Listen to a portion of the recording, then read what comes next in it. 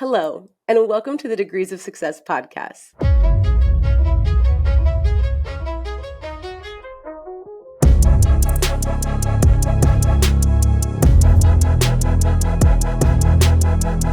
I'm your host, Freda Richards, and today we have an incredible guest with us, Dr. Patrick Horton. Dr. Horton is an entrepreneur, a professor, an author, and a vice president. He was also awarded the Purple Heart for being injured in battle. Please help me welcome Dr. Patrick Horton. Oh, thank you for having me. I appreciate it. I'm glad to be here with you guys. Of course, of course. We want to learn more about you, find out more about your story. So let's just jump right in. Tell us about where you're from, what your childhood was like, and what your ambitions were. Yeah, fantastic. Yeah, so, obviously, thank you guys for having me here. My name is Dr. Patrick Horton. I'm actually originally from a small town in California called Vacaville, California. It's about 30 minutes outside, right in the middle of dab smack in the middle of San Francisco and Sacramento, California. So kind of born and raised, back in the day, it used to be called, Vacaville means cowtown. And now it's kind of a connecting city right in the Bay Area between, right there in the middle. Grew up, for the most part, like a normal, small town suburban kid playing baseball as a youth. Actually, almost ended up playing professional baseball. Out of high school, I was one of the top baseball players in the state of California. In high school, originally my goal was to actually become an attorney. I wanted to go on to Sacramento State and go to law school and things like that. And then, like most young people, have a little bit of, a little bit of trouble when you're young, and you kind of go through some growing pains. And then after that, end up, going to Hill Technical College and getting like a certificate in electronics and associate's degree in computer science, and then from there join the military. But essentially, a normal kid, playing sports, living in sunny California was just a great place to grow up in the '90s. Definitely missed that place too. So, and then went on to join the military and go from there. You said you miss it because you're currently in Florida, but you were from California. I imagine you miss it a lot right now because there were a lot of hurricanes. Yeah, absolutely. Yeah, I mean, we typically, every year you'll get hurricane season. You may get one or two, but because we're in the Gulf, it typically go either south of us or north. But Helene came right through, and then with all the flooding, I was fortunate enough. I'm actually on Central Avenue in downtown St. Petersburg, so not a lot of damage, no power loss where I am. But everybody that's on St. Pete Beach or on the coast really, really got hit hard by the hurricane. So I was fortunate, but the city is definitely going to a lot of repair going to be needed over the years. Right, right. Mm-hmm. Well, we're happy that you are safe. My father's Mm-hmm. actually in Florida. He was without electricity for a few days. I want to say it was like 2 days. He was out of electricity, but blessed to where his house and everything was okay as well. So we'll take the no electricity. Absolutely. A lot of people were out for, weeks at a time. So it's fortunate. Yes. So you grew up in California. Mm-hmm. While in California and growing up, and then from there, I know that you went to the military. What did that process look like for you? How did you make the decision to serve? Well, I actually wrote about this in my book, Lucky to Be Here. I said I had graduated high school, and just like most young folks, you're just looking for your next step in life. You go from being a 17-year-old kid to an 18-year-old that's got to make life-changing decisions. So actually, I'd gotten a certificate in electronics and associate's degree in computer science. I actually went to a trade school initially. And then one of the things that the trade school taught me was to make a business decision, early on is like a 18, 19, 20-year-old. Most kids were in college, going to college parties. I was going to a technical school 5 days a week, learning about AC/DC electronics, semiconductors, how to build computers, things like that. So I kind of I had an associate's degree. I had no experience. And I just kind of put it down on paper and I said, okay, what would be the best move to make? Could I get like a help desk job in the San Francisco Bay Area, maybe making about 12, 13, 14 bucks an hour? Or, I kind of took a look at the military and, and it kind of allowed me to make the best business decision. And what it came out to was, the military was going to give me, a full ride scholarship for college. It was going to pay back the current student loans I had. It was going to give me a $12,000 bonus.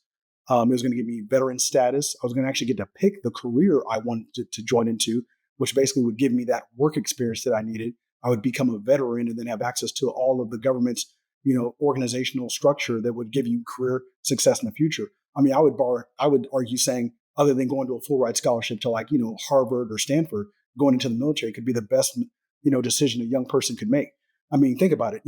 I'm getting to work for another 27 to 30-year-old, sergeant, captain, whose responsibility is to make sure that my hair's cut, that I have proper etiquette, that I show up on time, that I'm learning in my profession, I'm getting valuable training. You're literally getting a life guide / mentor in those very formative years when you're a young adult. And, a lot of our young adults are kind of out there on their own trying to figure out life and going through trials and tribulations. To have that mentorship that early on, especially in the military, when I would argue the best, mentors, on the planet, it was definitely an invaluable experience. And it actually set the stage for me to be where I am today. I'm glad that you mentioned mentor. My question to you is, what did mentors look like for you throughout your life, and even in this time in the military? What type of influences did they have in your life, and something that you still hold on to today? You know, Definitely, some of the greatest professionals that I ever met were military service members. I think for the in large part leadership. Just management. I look at it as being like I have the project management professional certification. I have a portfolio management. Just those skills, those tangible skills that I know how to manage time, scope, and cost on a project. But when you learn leadership, you learn treat others as you want to be treated yourself. Always think about the ethos of your organization. Doing things for the greater good. Just looking out for the next person. They call it, in the military, you call it your battle buddy. You always make sure you go somewhere with your friend and you guys are looking out for your best interest. Always do the right thing even when no one is looking. I mean, I think that was the thing that it almost gave me a competitive advantage. In order to be a service member, you have to learn leadership and honor, duty, respect, selfless service. Those things early on as a young adult, and most people don't really hone in on those skills or those values. So as a professional, basically learning how to be a professional so early on, I was able to go and attack any of life's challenges head on, fairly seamlessly. So I think that was the advantage, that having mentors, you basically get to skip through all the mistakes, even though I made my fair share, right? But you get to skip through a lot of the mistakes and kind of get to doing things the right way the first time, the best you can. Yes. So it sounds like for you, the path of going in the military is so early, as we all in our young age make silly mistakes because it's the time to do it. Of course, yeah, yeah. Right? Don't want to do it Take in your risks, make 40s. mistakes. Yep. Yeah, yeah. Right. Find out who you are. So in that time, though, you're able to do it in a community that's also guiding you and leading you in the proper direction. And that was beneficial to you. Absolutely. And not to mention, you need a little bit of rope, but you do need some limits in your life, right? You need someone that's, I always say that true freedom doesn't, comes from discipline, right? I mean, from living a disciplined life. Think about it. If I go get a bachelor's degree, if I go get a quality job, and, it allows me to earn an income that allows me to live a good life and vacation when I want, and retire when I want. I actually have more choices and more freedom when I live a disciplined life and accomplish things, as opposed to if I'm just willy nilly, just letting the wind take me where it will. And, I think that, there's so much value there. That's where that mentorship comes in. That's where that structure comes in. When you're in the military, you've got to be somewhere every day on time. You learn those basic, structural skills, and it just sets you up for everything you're going to do, every career you're going to have the rest of your life, no matter what it is. I couldn't agree more. I'm an Army brat, and my dad was in the Marines, but so much of that is ingrained in me, just being their daughter. Making sure that I'm on time, that I think about things ahead of time. But just like they've drilled into me what was drilled into them, and like writing down my goals. And what's funny is I have other friends that don't necessarily do that. They don't write down their goal and then reflect back on it. And I say that you're cheating yourself, because there's so many things that you wanted to do that you did do. But you're not going back to look at it to say, I did that thing. So to recognize that you're moving forward, like it's so gratifying to go back and say, I did that. I did that. I did that. It's so gratifying to do that. It's actually like a reward for yourself. Yeah, absolutely. And one of the things so I'm actually a mentor myself. I'm actually the chair for the mentorship program for the College of Information Technology for St. Pete College. And I actually created a framework for the students. Basically, I call it the Education Certification Experience Framework. Basically, the goal is to accomplish one major task every year. Either get a promotion or job letter or transfer at work, get a professional certification, or get a degree. Now, imagine if you do one major task every single year over a 20-year career. How many things could you accomplish? One of the things I teach them too is I go, hey, let's just say I happen to be 25 or 30 years old. And I'm going to go, what I'm going to do is I'm going to write down everything I've done every year for the last 10 years. And then I'm going to step back and take a look at that and go, who am I as a person? What do I bring to the table? And then looking at who I am, where do I want to go in the future? And then start mapping out one goal per year. And, let's say an A plus or a security plus or a PMP. Let's say that takes 3, 4, 5 months to complete. You knock out that one thing in a year and you're still not, overcommitting yourself to where you're burning yourself out. And then the next year you knock out maybe the associate's degree or the bachelor's degree. The next year you get a promotion at work. If you can do that over a 20-year period, you can really start getting some momentum on building goals and create opportunities for yourself. Absolutely. That plan has to be really helpful for the people that you mentor. Do you have an example of any of the students that you've given that plan to and them following it and being successful? I'm confident that you do, but a particular one. I actually had, he actually was a information technology specialist at Spectrum. And, I think he's working on his bachelor's degrees in network administrator at network administration at St. Pete College. And, he was, working at Spectrum, trying to find, trying to promote at his current job or looking for other opportunities outside of his work. So I kind of said, hey, is your LinkedIn updated? Do you have an updated resume? How about you try doing the education, certification, experience framework and writing down what you've accomplished and what you want to accomplish next year and the year after that and the year after that, and he was like, oh, never thought about doing that. So I think it was almost about 2 years ago I mentored him, maybe close to 2 years now. So I had him write down, okay, I've got an associate's degree. I'll have my bachelor's degree next year. This year I'm actually doing my CCNA. And then the year after that, I think I want to try to go for PMP. So I said, okay, write that down. So I said, hey, even though you only have an associate's degrry and entry-level IT experience, 2-3 years from now, you're going to have a bachelor's, a PMP, and a CCNA. What kind of opportunities do you now, solicit? Can you solicit on the open market? What kind of labor category requirements do you qualify for now? He had no idea that he was sitting on that kind of opportunity, only 2-3 years away. It just seems like such a big, unsurmountable, thing to look at from when you don't have it written down on paper. It's just in your mind, but when you write it down, you're like, oh wow, that makes total sense. I'm only 2-3 years away from being successful. And then I think now he's just finishing his bachelor's, he's got his CCNA, and now he's going to put his resume out to start looking for opportunities. The tenfold the opportunity is going to come back. Wow. I'm excited for him and you because what does that feel like for you to see someone that you've mentored just take off in that way? I mean, you really can't put a price tag. It really gives your life meaning when that, because obviously, like I said, I did it wrong every single way possible before I finally figured out how to get it right. But, to be able to pass that down to someone that took it and ran with it and they're appreciative of it. Now they're going to go out and do great things and be another productive member of society. I mean, it's an invaluable feeling and it really gives your life purpose. Actually, I'm a single guy, who's, haven't started a family just yet. And to be able to see, some of these young adults really, get to avoid all the pitfalls that life has to offer and really kind of get organized and get a good jump on life and have someone they can always reach back and talk to.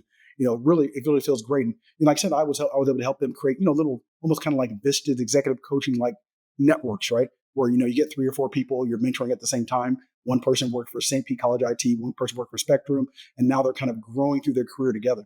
But, it's definitely, it's just an easy way, just by having a weekly, 1-hour call where you just kind of chat it up about life.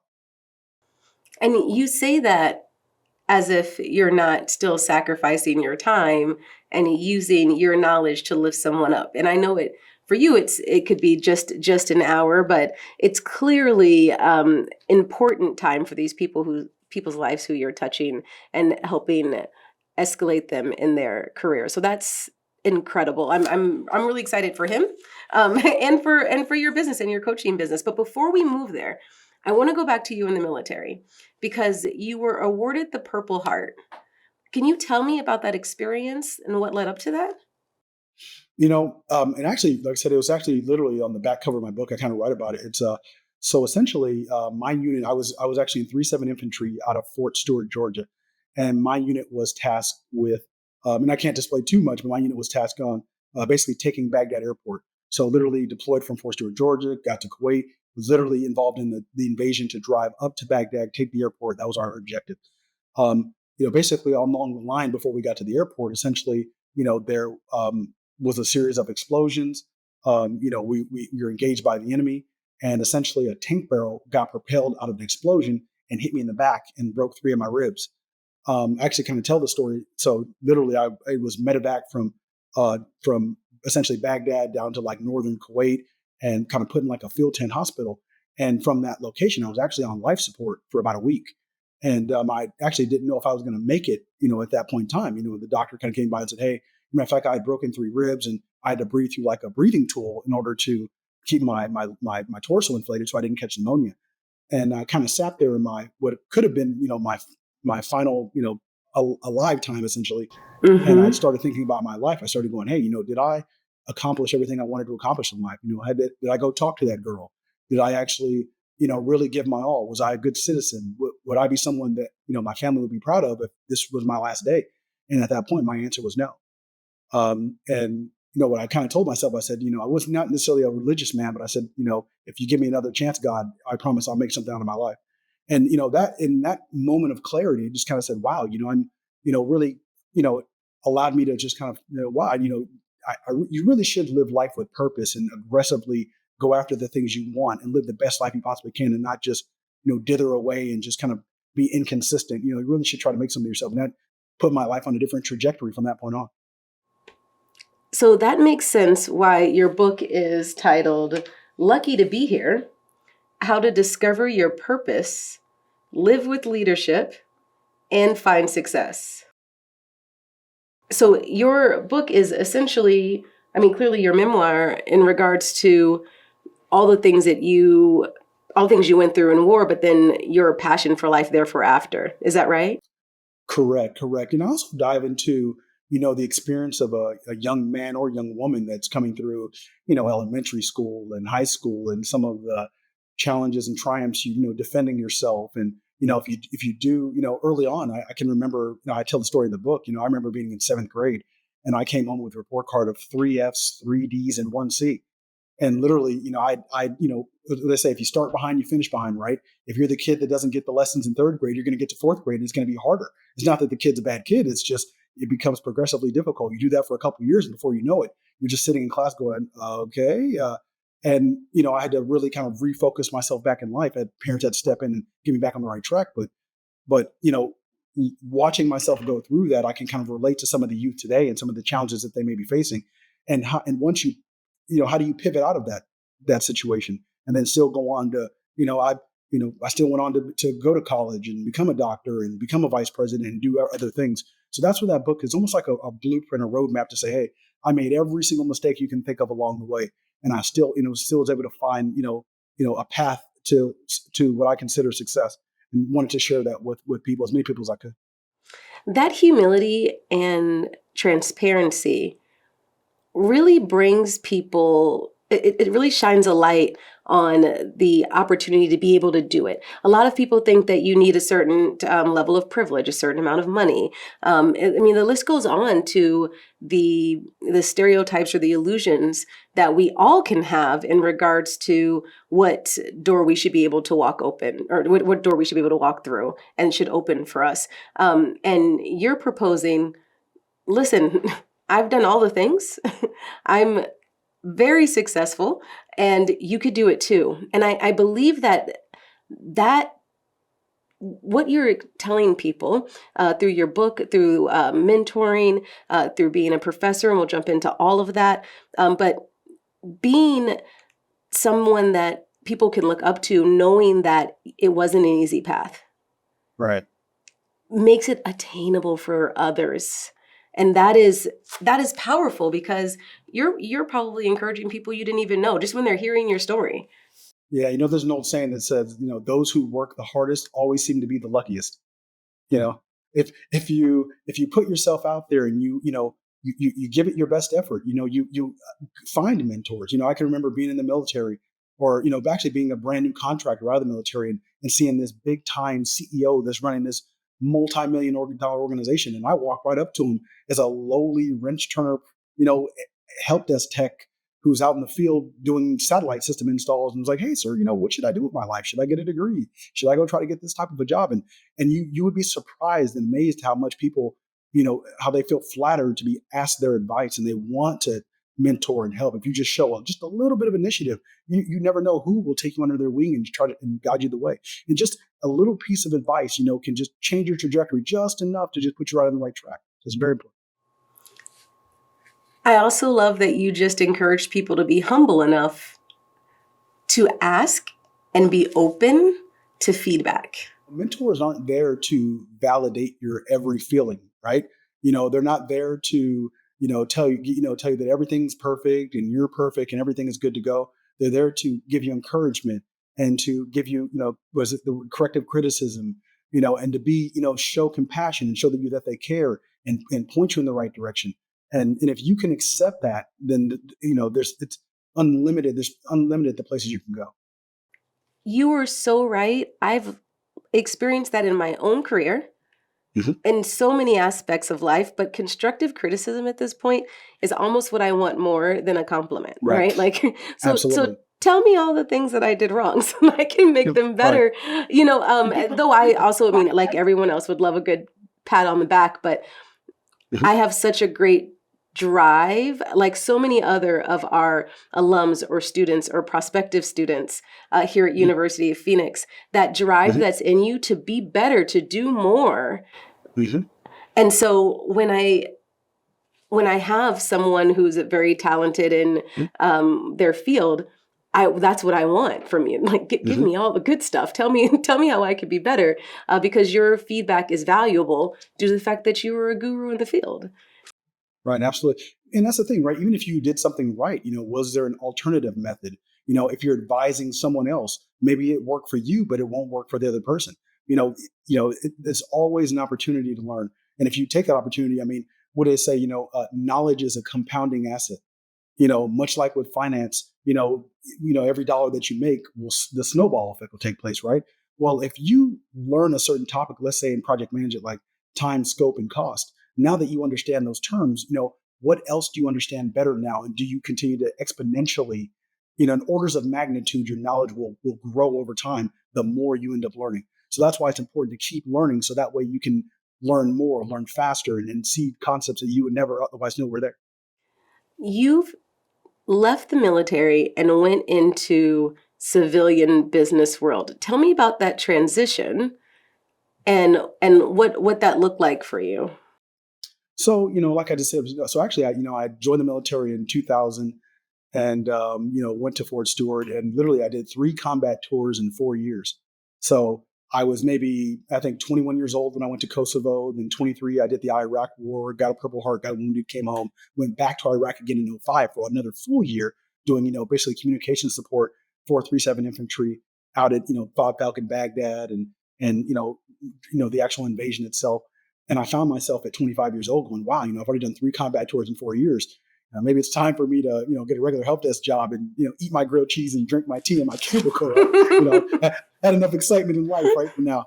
So I said, what do I know how to do best? Maybe I could become a government contractor. I already know the government system. I know the lay of the land. Actually, I have contractors that worked for me as a sergeant when I was in the Army.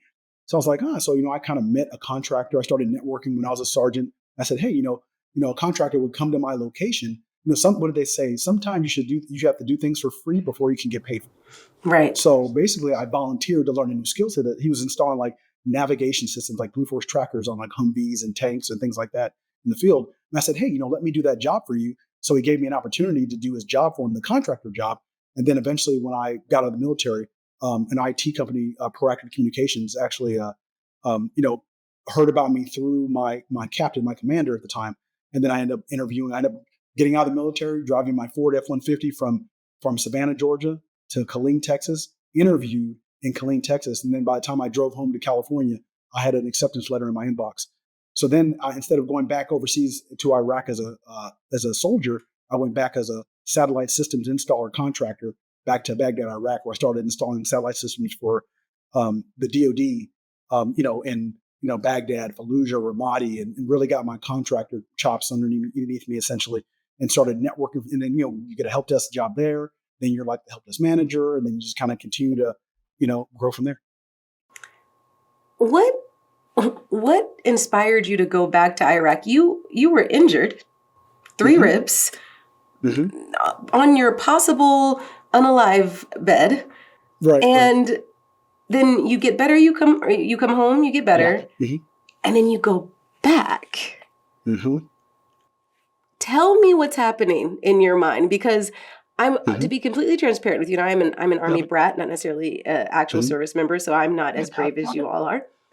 I wouldn't go anywhere near the battlegrounds again. Right. So, it's funny, because I was in, 3-7 infantry. I mean, some of the best leaders. I mean, I was an okay soldier, but some of those guys run circles around me. The Rangers, the Special Forces guys that I used to work with. And when I think we did more training than we did actually, time we spent actually overseas in the field. So I felt somewhat comfortable in that environment at the time. Of course, I'm a young man back then, right? You feel invincible, but I kind of made a business decision at the time. I said, okay, I'm getting out of the military. I've got, associate's degree that I earned before I joined the military. I've got some IT experience, some communication experience while in the military. I need to go to college at the same time. I know I need to potentially go get my bachelor's and my master's down the road. What would put me in the best financial position in order to be able to obtain everything that I want to obtain? Not to mention, I'm the first person in my family to go to college and get a degree. I had cousins that were in high school and junior high school at the time that they didn't have enough money to go to college. So I wanted to be the kind of the adult, the kind of, I don't want to say the word patriarch of the family, and be able to help support people back home in California. So I said to myself, hey, it's kind of funny at the time. It was 2006, and I ended up getting back overseas. And University of Phoenix was actually the only online university that had PDF books. So this was at the time where everybody else had paper books back in the day. And I was overseas, and I was like, the only way I can go to college is if I get a book mailed to me from, Washington, D.C. or whatever, Phoenix, Arizona to, Baghdad, which is never going to get there in 3 months, right? But Never. Phoenix had the first, that I can recall, the first fully online PDF book degree program, except for the APA guide, right? And which I think is probably still that way today. And so I said, hey, I can go back overseas, get my bachelor's, I can earn top dollar, and I can help my family, and I can still grow in my career. I'm a DoD contractor, getting that help desk, that manager, that little IT experience that will translate back to my civilian career. It was a win-win in all scenarios, and I can make good money doing it. I can travel the world. So from Baghdad, I'd have to fly through Dubai before I can come home to California to visit family. So I spent my 20s living in Dubai and getting introduced to fine dining and travel and all kinds of things like that. So it was an exciting time to be alive. I was 25, and I was like, why not? Why not? 25 in Dubai? Yes. In Dubai, back in that was 2005, 2006-ish, 2005, 2006. Yeah. Good. It was a great time. And Dubai was just getting kind of built up. I think in the 70s and 80s when I think it was like 70s and 80s, they really started doing some of the major construction after they had discovered oil. Don't quote me on the date. And then around the 2000s is when it was really I think the Bur Dubai was coming up, Jumeirah Beach, all the Mall of the Emirates and Dubai Mall and all that kind of stuff. It was just an amazing place to be. Every hotel had the best restaurants, the best nightlife, the best everything you can imagine. It was just I didn't know what Dubai was before I got there, but it wowed me when I got there. I had an amazing time. I'm jealous. It's on my bucket list for not necessarily my bucket list, but when I turn 45, that's the trip. Dubai. Oh yeah, absolutely. Dubai is like Vegas times 10. It really is it's like you take Vegas and there's different cities in Dubai or Abu Dhabi around there. It's almost like a city that never sleeps, and it's a luxury city, but you can go there on any budget. I mean, it's an international city, so you meet people from all over the world. It's an amazing city. I'm excited to see it. I may have to contact you on LinkedIn to get your best restaurant suggestions.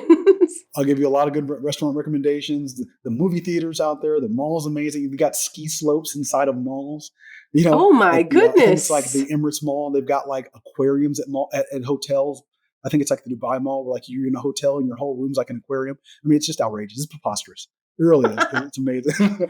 I'm looking forward to it. It. Sounds like the perfect birthday spot. But I do want to move forward to talking about your incredible career, because you've done so much. Now, I could rattle it all off, but I'd really like to hear it from you. Like, tell me the path in which you took after leaving the military. I heard you say that you started to be a contractor, but give me that. Let's hear that path and how you got there. So essentially, I exited the military after about 5.5, 6 years. Then I became a government contractor as a satellite systems installer. And I knew that I was making good money and I had a good career path and I had lots of opportunity to, obviously continue to be a satellite system installer in, combat zones. But I knew that eventually one day I'd want to come home back to the States. So what I did was that's when I was 25, 26 years old, I really started I really made an emphasis on enlisting mentors in my life. Essentially, anybody that held a rank higher than me that I could get a good piece of advice from, whether I end up using it or not, I was going to walk up to them and have a conversation. I'd walk up to the CEO of my own company. I would walk up to, I'd met it was a Marines colonel who was actually in the top 1% of all lawyers in the world. I think I was in Camp Ramadi up north next to Fallujah. And he was a Marine helicopter pilot, top 1% of lawyers in the world from Los Angeles. And you just randomly run into people like that. And he's like just an impressive person who's a pilot and an attorney and can do all kinds of things like that. So I would just ask them, hey, should I get a degree? Should I have kids? Should I, and you just literally ask them questions like that. And he would say, yeah, not only do you need a bachelor's, but I think everybody's getting a bachelor's. So you really kind of need a master's. So then I would go and I would implement that. And then right around that time, I think it was around 27, 28 years old, is when I came with my education, certification, experience framework. I was trying to figure out my next move. Okay, I know I'm working as a satellite systems technician, but I really want to become a manager. What do I need? What requirements do I need to fill to become that manager? Okay, I need a bachelor's degree. Okay, let me go get I was working on routers and switches and satellite systems. Let me pay. So one of the things that I learned to do is that I kind of started doing a cost benefit analysis of education versus not education or certification. So I said to myself, okay, if I go pay, $5,000 to $10,000 out of my own pocket to get myself CCNA certified, I go to a boot camp back in California, I get that CCNA certification. How many more thousands of dollars can I make every year for the rest of my career? And even if that being $5,000 or $10,000 more per year, adding that up over a 20-year career, you just paid yourself back for that certification. So every year I said, okay, well, this year I'm going to finish my bachelor's at Phoenix. Then I'm going to get my CCNA. Then I'm going to go get a satellite systems, I direct satellite certified and take these 3 classes. Then I'm going to go do project management. I started doing one thing every year. And before you know it, you got a master's degree, you got PMP, you got a CCNA. And now, after 3, 4, 5 years, and you slide your resume in front of your management and say, hey, I'd like to apply for a team lead or a lead position or a management position. And so, one of the, sometimes, you have to take advantage of opportunity what's in front of you. So if you can imagine being as a government contractor overseas in like Afghanistan, Iraq, most of those guys are former military people. But if they're a person with family and kids, they can only spend about a year or 2 at a time before they've got to go home to their family, and kind of live a normal life. Well, as a single person, there's that phrase that says sometimes the road fastest traveled is the road you travel alone, essentially. As a single person, when a manager would leave and go back home to go be with his family, that left an open opportunity to promote to the next level. And I would always raise my hand and compete for the opportunity. And if I wasn't qualified or I wasn't ready for it, I'd go back and study harder and smarter for the next time. So essentially, I think at one point in time, I hadn't lived in one single place for more than 2 years in a 20-year period.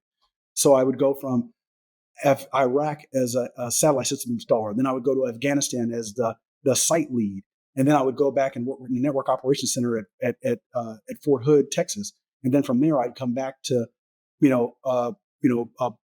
Kuwait and work another like help desk, like team lead project. Then I became the country manager. I actually managed all of the free internet cafes, $100 million a year program for free internet cafes for the troops in all of Afghanistan.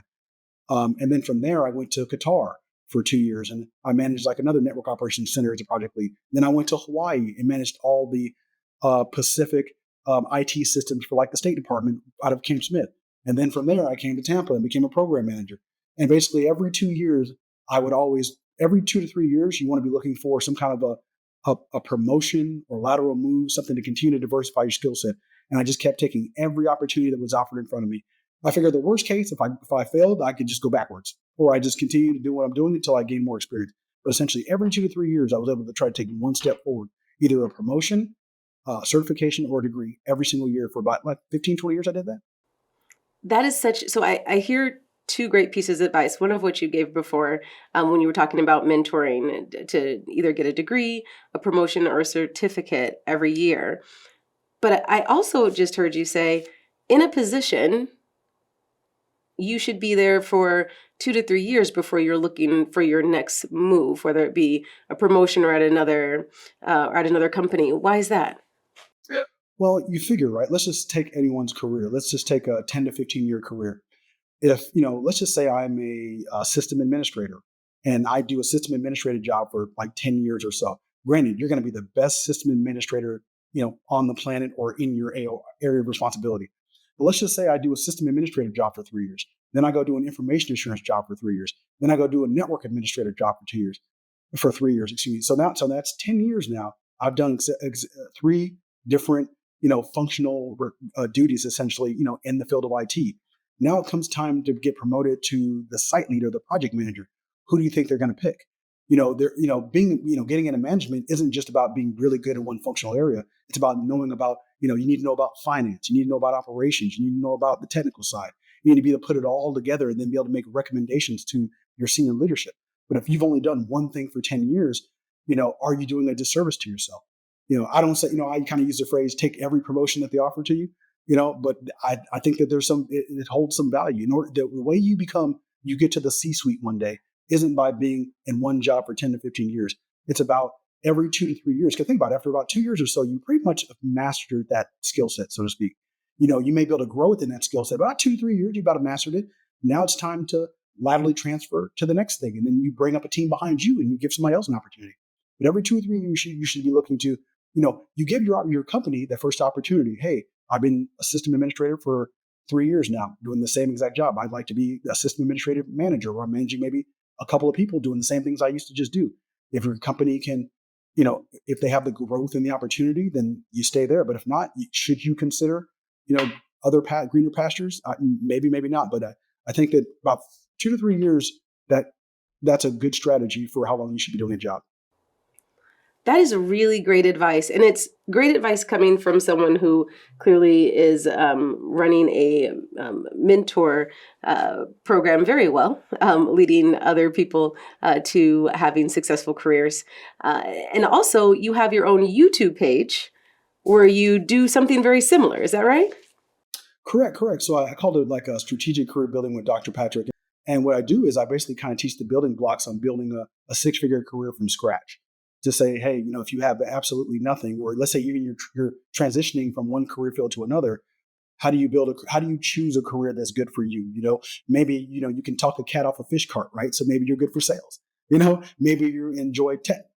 So maybe you should be, a systems administrator or a network administrator, things like that. Or you want to work in AI or robotics. Maybe you have good leadership skills, so you want to get into management, things like that. But how do you choose a career? How do you create a career development plan? How do you negotiate salary? How do you find career advancement opportunities? The value of diversifying your career. Who knows? In 10, I wish I could tell you something today that's going to be a good career 20 years from now, but nobody knows. AI is going to change everything. So what do you do when you're unsure? You diversify your career. I'm a VP of a company. I'm an adjunct professor at St. Pete College. I've got my own LLC. So that way, if one day, one business starts to kind of, falter or wane, or we lose opportunities, I have something to fall back on. I'm not single threaded in my career, essentially. But I think that's kind of what I try to teach some of the college kids, that, hey, think outside the box, strategically think about your career, about where you want to be, not just today, but 5 years from now, 10 years from now, and put in the work. Part of that disciplined lifestyle is, okay, you can do odd end jobs and never really focus on a career, but I don't, I'm going to be in Copacabana Beach for New Year's this year, because I enjoy my I'll work hard and work in a technical career that's rewarding, that you enjoy, but that can be challenging, so you can have the freedom to go enjoy vacations overseas, things like that. So how do you balance that? Because you're a vice president, you're a professional, a professor, you're an entrepreneur. I mean, you're an author. I mean, the list it goes on and on and on, because you're using your own tactic, which is every year you do something dynamic, and then every 2 to 3 make some changes and some moves, which clearly has been your path and very successful. So I could recognize and understand why you do that, and encourage others to do that for themselves. How do you balance all of that with life? The thing is, I love what I do. I love going to work and executing on the challenge of keeping my organization, healthy, and I'm responsible for, up to 100 people. I'm like one of the second or third in command in my organization. So I have a responsibility to my people to make sure that they're employed. And actually, I enjoy mentorship and giving back to people and seeing them be successful. And also I think it's important to name your price in life. What do you want to accomplish? When do you want to retire? What's the top position you want to be in life? And then, go from there. Maybe not everybody wants to deal with the responsibility of being a vice president or a chief operations officer, things like that. Maybe you just want to be an engineer. I don't want to say just an engineer, but maybe you want to be an engineer, but you don't want to get into the management piece because you just enjoy the technical piece of it.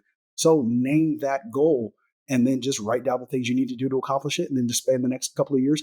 And the thing is not to burn yourself out. Just maybe spend 3 months out of the year accomplishing one goal and then take the next 9 months off. And then you kind of like, you do a sprint, you catch your breath, and then you pick the next goal for the next year, and you just kind of like slowly and methodically build the career. So I think it can be, you're able to do it when you don't try to burn yourself out and get it all done at one time. You kind of like space it out over the years. Right. How did that balance help you while you were at University of Phoenix? Because I heard you say that when you were in the military, you were grateful that this is a company that you could see a book online as opposed to having to wait however long it's going to take to get to Right. Baghdad. But you've made it all the way to your doctorate. So tell us about your educational path and your story with University of Phoenix. Right. So like I said, I think the year was 2006 / moving into 2007. And I knew I needed to go back to college when I became a contractor. Like I said, University of Phoenix was the only university that had PDF books at the time. So I enrolled. And the benefit of, being able to do the University of Phoenix online program is I was able to still work full time and then do my homework on my time. I could, get off work at, 5, 6 o'clock in the afternoon and then start on homework. Or I could do homework before, I went to work in the morning. I can do it during my lunch break, or I could wait for the weekend and knock out all of my assignments. So it gave me the freedom to continue to build my career year by year. So every year I'm gaining another year of experience, gaining another promotion at work, all while getting my bachelor's degree simultaneously. And because I didn't have to go into a brick and mortar, going to a brick and mortar class is obviously probably still the best way to do it. But because I didn't have to go into a classroom physically, I was able to, knock out those degrees just a little bit faster because I was able to do everything at the same time. And it's just, hey, for the next 3 to 5 years, especially, take advantage of your vitality as well. I'm almost about to be 45 here myself here in March, so I'm slowing down a little bit, right? But when you're young and you're energetic and you've got the spring chicken legs, get out there and get to work, you know what I mean? And be motivated and be excited and take advantage of being young and be able to, multitask a little bit. You can go to work, you can walk and chew gum at the same time, go to work, go to school, that you'll do a couple of years of that and then you'll be rewarded at the end of it. I have fighting words for you because we are still spring chickens. I'm 41. And I tell my husband all the time, he's like, babe, are you a summer chicken yet? No. Right. I think summer chicken is around 50. So we are still young and vibrant and ready to go. And I know that you are because your drive is so impeccable. Do you think it is in any way slowed down? Because it doesn't seem as though that's the case. No, absolutely not. I think the key is, what do they say? Your health is your wealth. You got to do your best to try to eat healthy, do your best to try to exercise, even if it's just walking best you can. Because, I think, and I think the military really kind of understood that, I really didn't think about that back in the day, but there was a reason why it was a requirement to work out every day at 6 o'clock in the morning and, kind of build that organized structure about yourself. You ever notice that like when you're not able to get to the gym, you're a little bit tired and groggy, your brain doesn't work well, you just get tired quicker. There's definitely, health benefits to your mental state when you are exercising and you're living a healthy life. So I think that, just trying to stay healthy, trying to stay motivated, being exciting about life, keeping good people around you, to keep your spirits up, those are the things that keep you vibrant and happy and see the world. There's just so much out there and so much to accomplish. Pick some, grand, audacious, out of this world goals and see if you can accomplish them. Absolutely. What would be the worst that could happen? You could accomplish them. Right, you can accomplish them, or you don't, and then okay, I tried, and then that's it, and then we're okay, at least you put your hat in the ring, But back to your point, I wanted to get the bachelor's degree. I got the bachelor's degree in IT, And then I'll go, okay, I need that. I knew I wanted to get the master's because I knew everybody was getting a bachelor's at the time, at least back in the States. So that would give me that extra competitive edge by getting the master's in business. So I got the master's in business, and then I was, obviously that was like a 4-year sprint to kind of finish that. And I said, okay, let me take a little bit of a break from, pure academics. And I went and got like the project management professional certification, the CISSP, the Certified Information Systems Security Professional certification. And then I kind of took a break off that. I think it was 2014 was at the time I was working as a contractor in Kuwait. I said, let me just go ahead and just try. I'll just, try to start, doing one class at a time and really try to work my way through it. And 4 years later, I graduated, and finished. Well, congratulations. That is a huge accomplishment. I am in my second phase of my doctorate and my doctorate in management here at University of Phoenix. Okay, yeah. And so I haven't. I'm starting my first chapter in this class, so I'm a little nervous, but I'm excited about it. But I love what you said. Obviously, reach for the stars, fall in the clouds. But you said imposter syndrome. You are not alone in that at all, and I love that you've just been so open and transparent about it. And I want our viewers to hear this part in particularly, because when I started my doctorate, or prior to starting my doctorate, when I had the opportunity to go back to school here at University of Phoenix, I was going to get another master's. And I was like, I think I'll do it in psychology. And my old boss, I called him, as I do with all of my career decisions, because he, like you to others, is my mentor. And so I was like, hey, I'm thinking about getting this degree in psychology. And I think it'll be helpful for what I do in marketing. So I think it's a good idea. And he was like, why would you get another master's? I was like, well, the other opportunity would be to get my doctorate, but I'm not a business leader. Right. You would have thought I told this man something horrible, because he was like, what are you saying? And hearing his belief in what it is that I could do had me immediately the next day sign up for my doctorate. And like I said, now I'm in phase 2. But imposter syndrome can kill joy and continue and kill momentum. Can you speak to me and the viewers about feeling imposter syndrome, or seeing others do the same, and then just speaking about it as a VP, knowing what it is, where you are now and where you've come from? I think it'll be powerful for the viewers. So could you give us some of your thoughts on imposter syndrome? I would honestly say that throughout my entire career, I probably had some form of imposter syndrome with every single job that I had, every single promotion I was going to take. I mean, because you think about it, let's just say you're a help desk technician and you want to become a help desk lead. You've never done that job before, so you don't know if you can do it. You've seen people do it. Some people fail, some people succeed. But it just seems like this whole other world of management and responsibility and human resources tasks and things like that you have no idea what's going on. And you just think in your mind that I just don't know if I can do this. And it can be extremely debilitating. And I can't lie, I think the biggest, most, memorable moment when I had imposter syndrome was when, I went from being a project manager, IT manager in Hawaii, when I moved to Tampa to take my first program manager job. I mean, being a program manager for a duty company is almost like being knighted. You're almost joining like the junior executive ranks. And this is when, you're dealing with big time money. You're dealing with 30, 40, $50 million contracts, and, one decimal point off, and you just cost the company thousands of dollars. You're responsible for, 50 employees and all their well-being. You've got a government customer, you've got contractors that are providing services, and you've got to be the liaison to network all this stuff together to provide $100 million a year service to somebody. And you're like, whoa.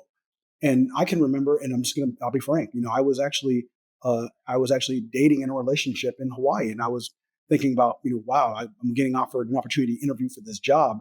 If I do take this job, do I try to bring the person that I'm with me to Tampa? And I had imposter syndrome. Like, I don't know if I can, because what if I don't make it? What if they fire me the next day? This is these program managers are the most excellent professionals in the industry.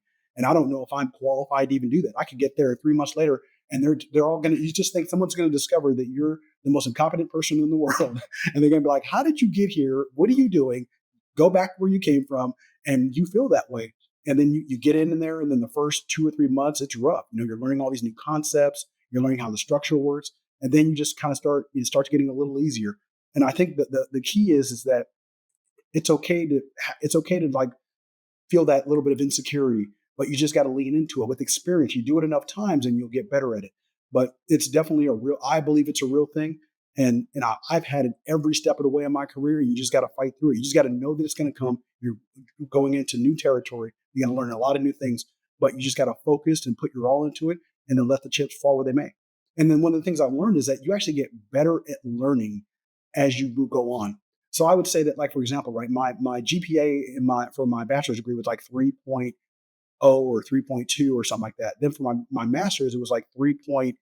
Like maybe 5 or 6, and then for my doctorate, it was like 3.8 or 9. So you almost kind of get better at learning and better at adapting as you go along when you kind of gain that experience. So it's just something that I believe is real. It's there, and you just got to fight your way through it and just never give up. All you have to do, as long as you show up the next day and you show people that you're putting a good effort forward, then they're always going to work with you. People are going to mentor you and get you where you need to be. And you can learn more by listening than by talking. You could learn more by listening than talking. As the host of this podcast, which is incredible within itself, that I get to meet so many overwhelmingly and high achieving alumni. But it's in a selfish way, I am learning so much from every single person, including yourself. So thank you for sharing that. And I love that bullet. And here's what happens, right? Sometimes you'll walk into a meeting and you'll have, let's just say even for myself, right? I'll be working with a bunch of brilliant master's, bachelor's, doctorate degree engineers, and they're talking engineering language, and I have no idea what they're talking about. And what people will likely do is they'll just say something that provides no value to the conversation, just so that way they're not feeling uncomfortable, like they shouldn't be there. The key is just sit back and listen, and where you can provide value to that conversation, you add it. But if you can't provide value to the conversation, just listen, take note, and maybe take task, help out, be a support as best as you can, and move out. But it's just, you learn so much more by listening, and then you'll gradually improve that skill set. So you have so many careers that you have been excellent at, one of which you currently are in, your vice president position. Tell me more about that, how you got there. Mm-hmm. So essentially, I'm a vice president of program management. Essentially, I work for a Department of Defense company, and we basically build tactical satellite and terminals, antennas for the Department of Defense. And what my job is I'm on the senior staff. I basically am either the number 2 or the number 3, advisor to the president of the organization, who's in charge of running this essentially $100 million a year company, plus or minus. And my job is to advise him in the regards of project portfolio management. We have government contracts with the customer, and I'm here to advise him to hey, in regards to executing on this contract per the customer requirements, this is what we need to do. This is what I would advise, and I help him actually run the organization. We've got like an internal research and development team, an engineering team that are building new satellite technology for the Department of Defense to use. We have an operations floor. We're actually literally building the satellite antennas from scratch, in order to deliver to the customer, on schedule, at cost, per the scope of what they're ordering to execute their mission, globally, essentially. So essentially, I manage a PMO, a program management department, where essentially I've got 2 directors that report to me.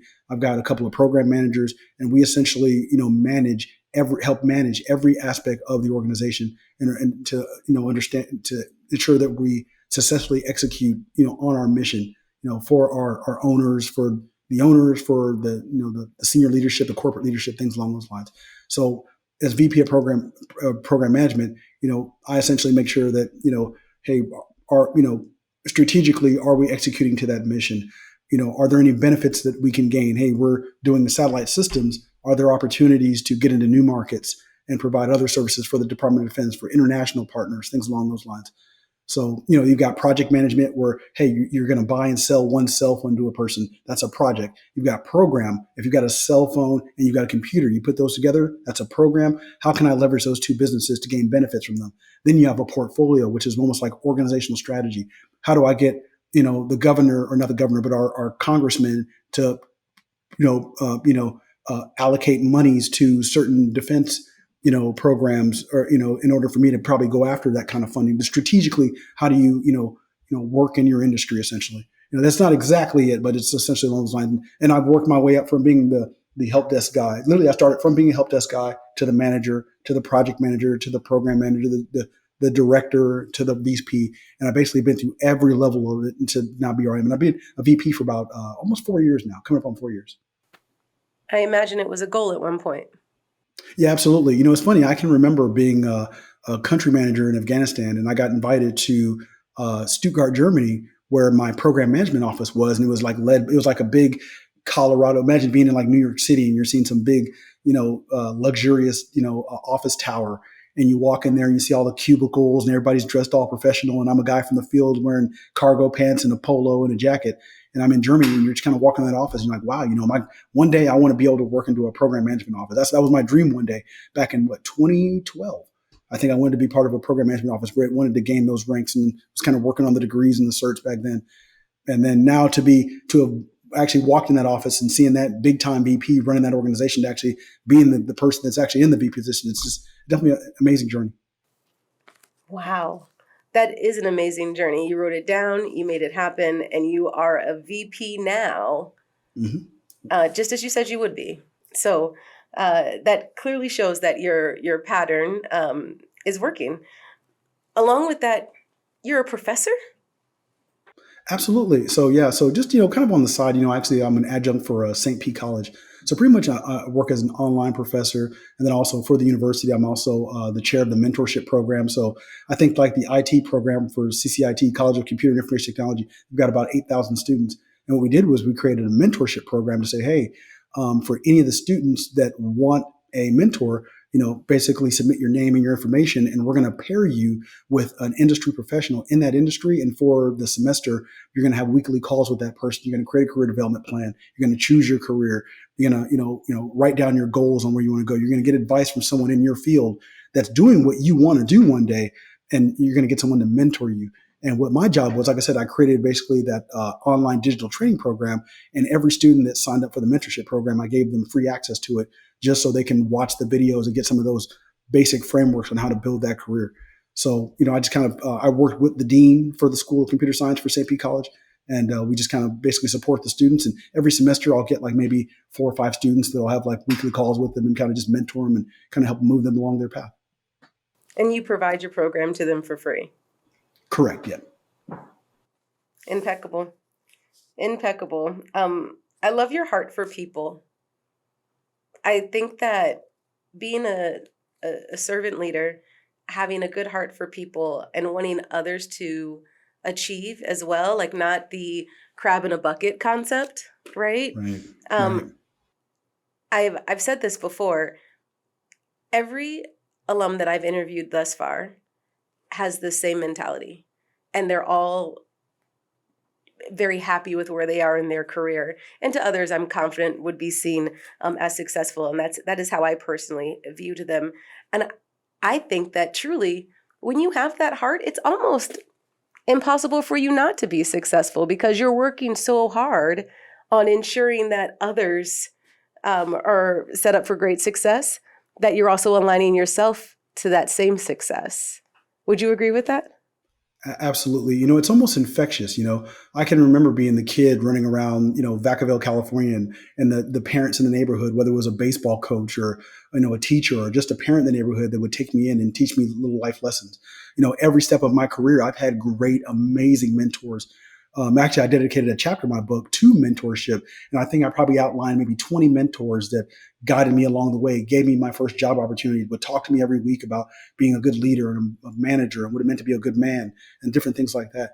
And, it's infectious when other people do those things for you, and you saw the value that you got from that mentorship and where it brought you in life. You want to give that back. You want to pay that forward. So I just always make it a point, any time, any opportunity I can to part some wisdom on a young person or anybody that's looking for wisdom. I definitely do my best to give them my opinion. They can take in the good and throw out the bad. Take what advice I have to offer, use the good parts for what their mission is in life, and move forward. Have you ever been to one of the doctoral colloquiums? I have not. Okay. I'm gonna suggest that you come, because I think that you would be an impeccable speaker and encourage us doctoral students. So I'm going to have to make that request, because a lot of these bullets that you've shared would really be helpful, not only to those in the room, but those that would be listening as well. So I will definitely share that.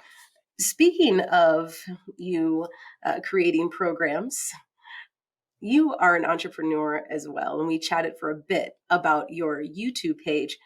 Tell us more about your company. Yeah, so my company's name is Professional Career Transformations, and what I basically did was, what I did was, I kind of it was kind of an epiphany moment, but I think I had become like a vice president of of my company, Tampa Microwave, and I kind of woke up thinking, where start just reminiscing back where I started and all the challenges that I had when I was a youth, and I was like, how the heck did I get here? And I was like, let me write this down. You know what I mean? Because it's one of those things where I'd always mentored people's careers along the way. When I was a manager, a project manager, a program manager, and I was like, you know what? There is a framework, some actionable steps that people can take that at least give them a basic framework to kind of launch their career. Only stay in a job 2 to 3 years before you promote or transfer. Accomplishing one task per year. Kind of getting organized with your career. So I kind of said, and everywhere I would go, I would always see people that would want to reach out to me and get that piece of tutelage. So I said, why don't I turn this into a digital program to where I can record it one time, and then I can basically put it on a website, for essentially, for purchase, and to offer to people, so that way, you have it professionally recorded. So what I did was I went to a company called Thrive Course Studios. They're actually a professional digital course recording company. I went out to Oakland, California, and I actually filmed 2 courses out there. Part of my LLC is I also teach executive training as well. So, for example, I teach conflict resolution to Pinellas Suncoast Transit Authority. So the people that drive the Sunrunner buses here in Pinellas County. Also teach communication and strategic planning. I'm going to be teaching leadership courses. There's so many academic endeavors you can get into for training that that you would otherwise not know are there. So just kind of, just something that, I'm doing part-time, just kind of building it, your own, my own LLC on the side. Just in my humble opinion, I think everyone should have an equity stake in something, something that you own, a small business that you own, that you put your blood, sweat, and tears into, and you can reap the rewards as well. It just teaches you how to run a business. It's been an educational path for me as well. So you have your own LLC, and obviously you're using these courses to help people in a multitude of ways, which I was unaware of, that it was also from how to be a CEO to also how to improve your career. Absolutely.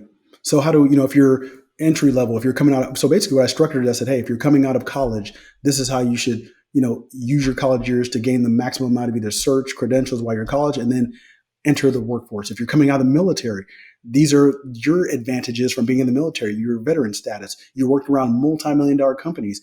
You should be trying to become a government contractor if you can. That's how you get your first footing into the civilian world. If you're already a manager at some level, how do you transition from being a manager over to getting into the junior executive level? How do you kind of move to the next level? Things like that. And then get into more of the, okay, now you want to start your own LLC. This is how you do it. Hey, how do you create supplemental and passive income through, e-commerce or digital courses or writing a book? This is the process for, organizing, publishing, and writing an ebook, essentially, things like that. So just basically, anything I could think of that was in my brain, I kind of wanted to put down on paper and record. And that way I can have it, always there, that I can always share it with people, either through my YouTube channel or through the university itself. Okay, well, time for me to be selfish. You have these incredible skills. I have a career and a LinkedIn. Would you mind giving mine a glance and giving me some feedback? Absolutely. Awesome. Absolutely. So actually, I'm over here. Actually, I've got your LinkedIn here. Actually, I'll put it on this side over here. So first of all, your LinkedIn looks amazing. I definitely love the banner. It really, what's that quote from, was it Jim Collins from the book Good to Great? The first goal is to get the right people on the bus. It doesn't matter what you're going to have them doing, just get them on the bus, and then you can figure out where you're going from there. You just look like one of those people that, hey, this is the person that's going to come to our organization and going to be, an asset to the organization, someone that we want to work with. You're representing the University of Phoenix brand. You look like a five-star professional. First thing, I obviously see the university there, and then I remember I got down here to your experiences. It looks like you've held some major positions, right? You're the podcast host, you're manager of digital campaigns, small business owner. This looks like someone that can not only come into my organization and execute, but they can also train other people as well. So your professional experience is perfect. And it looks like you've been, at each position for, a couple of years, 2 to 3 years at a time. If you have someone that's bouncing around every 6 months, that doesn't look good, right? That looks like they're getting to an organization, they're not gelling with the team, and then they're moving on to the next opportunity. Not to mention, not only have you worked for organizations, you actually had your own small business, which means you kind of understand both sides of it. You understand profit and loss, buy for one, sell for two, as opposed to someone that's never had to look at the financials, who's just worked for an employer. Your obviously your images look amazing. Creative director, managing director, the director title, media director, that looks good. Obviously, University of Phoenix. The fact that you've continued with your, you've done continuing education. You got your bachelor's, your master's. You're going for your doctorate degree. That means you're continuing to learn and grow within your organization. I mean, and not to mention that just makes you a much more valuable. What they say, you always should improve the knowledge worker. It makes you that much more of a valuable asset. You're the type of person that I could hire, and I know that your potential is endless. Even if you hired a mid-level team lead, you could be CEO of the company one day because you've got that aptitude, you've got that dedication to your education, everything you've done. So I would call this a 5-star LinkedIn profile. I would be sending you a message trying to get you set up for an interview as soon as possible. Thank you. Honestly, I work really hard on that LinkedIn page, and I really appreciate your feedback. I know that our viewers could probably use that same feedback if they were to reach out to you. Is this something that you would be able to do for them in your program? Absolutely. Matter of fact, I actually that's one of the weekly lessons. I have them do their resume and then take those bullets and add it to their LinkedIn and give them like a full review. So I absolutely would review people's LinkedIn's, and ensure that because your LinkedIn is like your public profile. It's your signature to the world of who you are as a brand, as a person, as an employee, and it's very, very important that you take it serious and put your best foot forward. So it's the new way how you represent who you are as an employee. It is. And we have a really incredible director of social media. I believe she's a senior director of social media. And she said that typically in search, when people are searching your name, LinkedIn is like the top 3 to 5 that pop up. So with that being the case, you definitely want that to be the best that you could possibly make it. I also want to say that when you read through my profile, you were so dead on about like who I am that it's clearly you're great at what you do, but I was a little taken back. Like, wow, how did he get all of that from just what? I mean, I guess maybe because I look at it all the time, but something that I think is, oh yeah, these are just little notes about what it is that I've done at work. You think that we should definitely be sharing this information, putting this out so that people can then read it all at once and come up with the thought on how we could be helpful to their institution? Yeah, absolutely. Because, well, think about the liability of you not having this information well organized and well put together. I have no idea now who you are. You could be a great employee, but I would never know because you've got like a kind of like a gloomy, cloudy, unprofessional looking photo.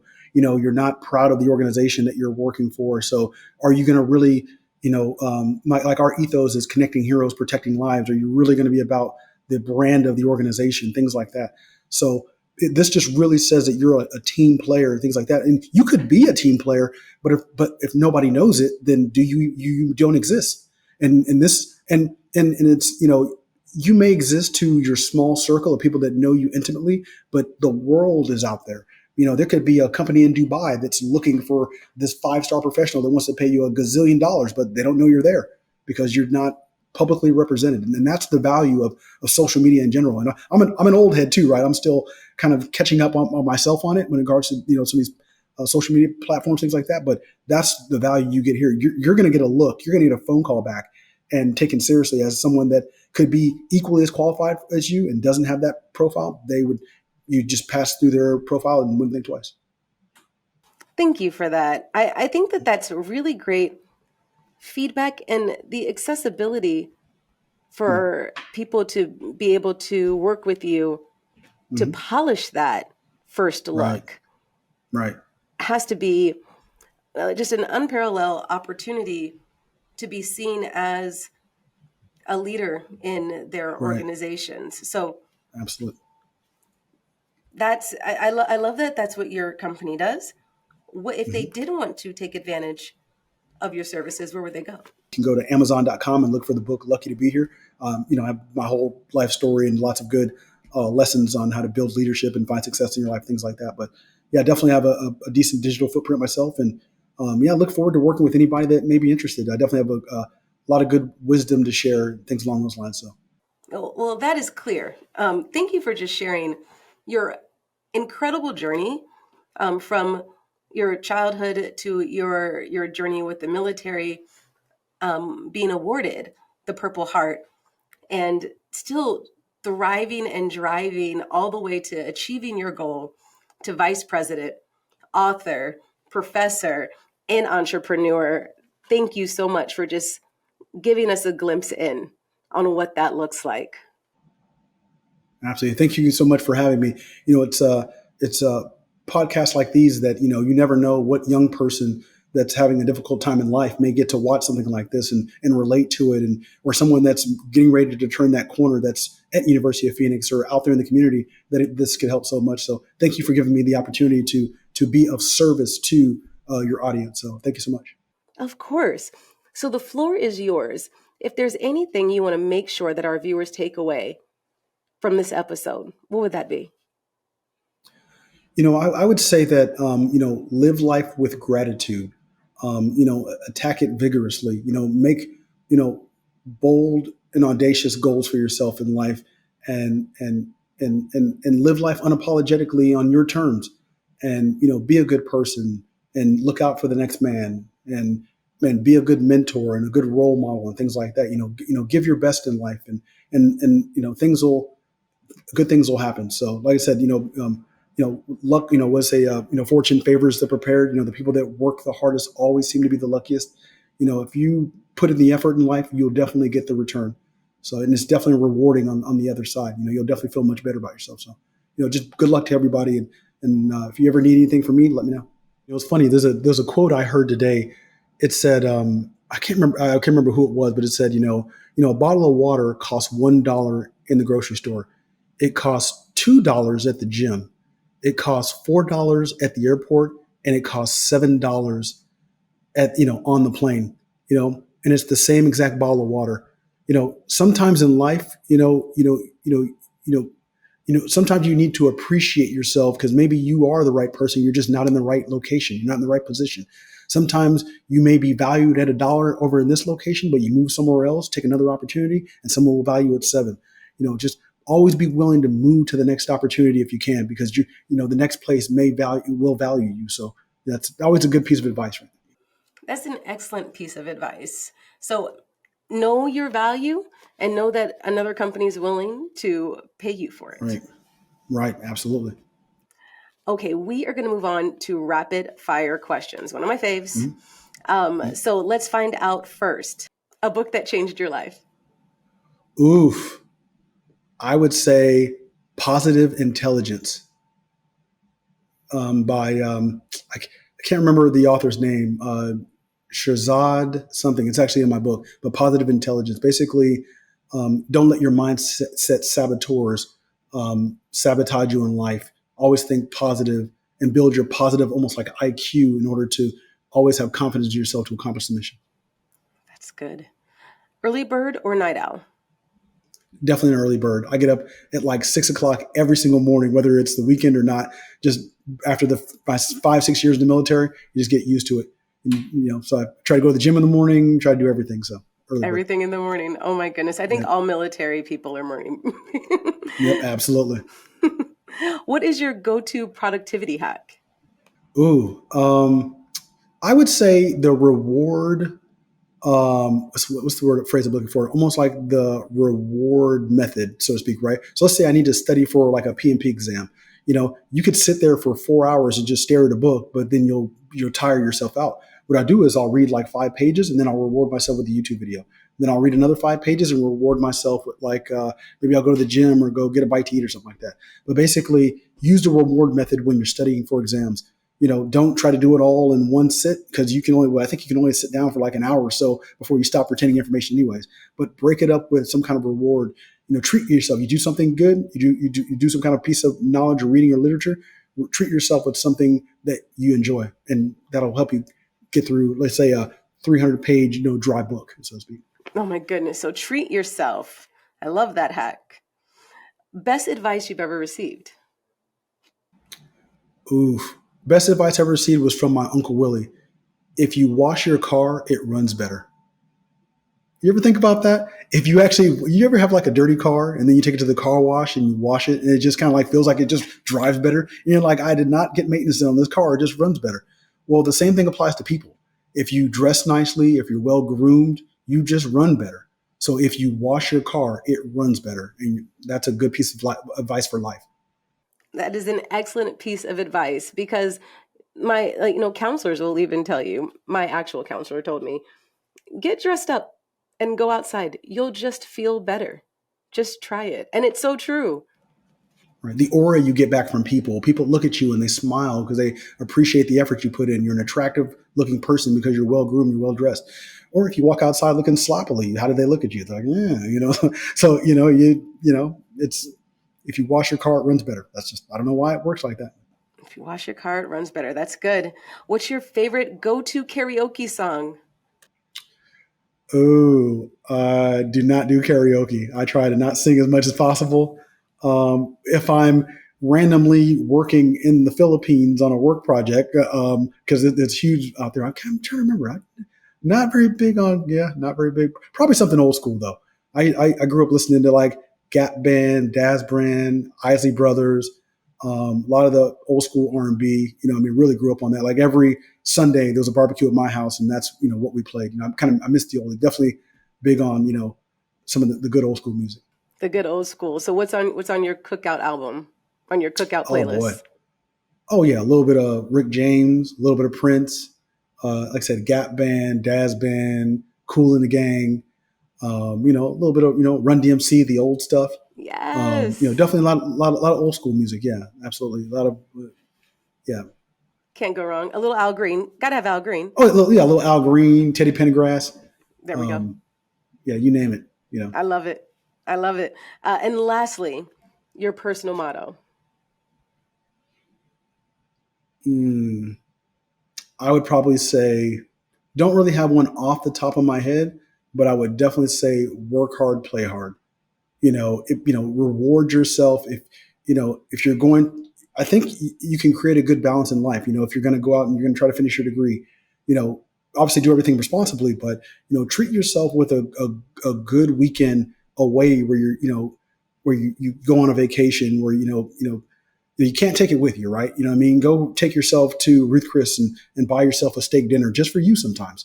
Always, take good care of yourself. Just, work hard, play hard, and I think you'll get the most out of life. Dr. Horton, thank you so much for sharing your incredible journey with us. Thank you so much. That brings us to the end of this episode of Degrees of Success.